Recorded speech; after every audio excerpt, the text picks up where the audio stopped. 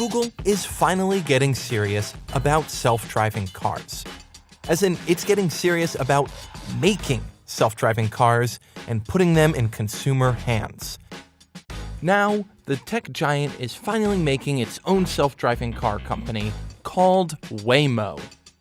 In the 7 years of the original experimental phase, Google has put more than a few notches in its belt. After more than 2 million miles of driving, its cars can dodge jaywalkers and interpret hand signals from construction workers. They've mastered the dance of the four-way stop. They pull over for emergency vehicles and they brake for squirrels. To prove it's ready, Google's car carried a passenger around public roads with nobody around to take control in case something went wrong. We drove all over the Bay Area and showed that, yes, indeed, we had the capability. This trip was about showing that we can actually take that capability and turn it into something that's ready to go out into the real world.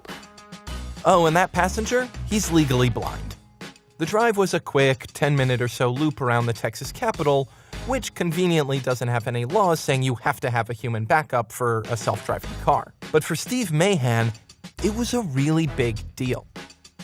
Going where I need to go in a vehicle without having to make arrangements with other drivers or a family member or some form of public transportation. It just let me be a whole person again.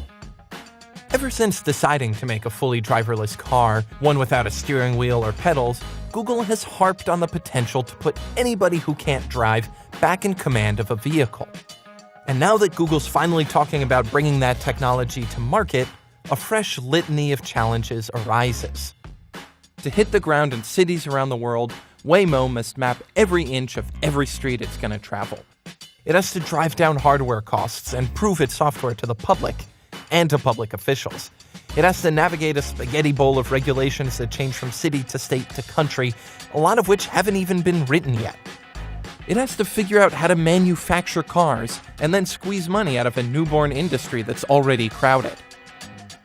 But if they can figure it out, they'll have at least one customer ready to hop aboard. I'm piling up a list of all the places I need to go.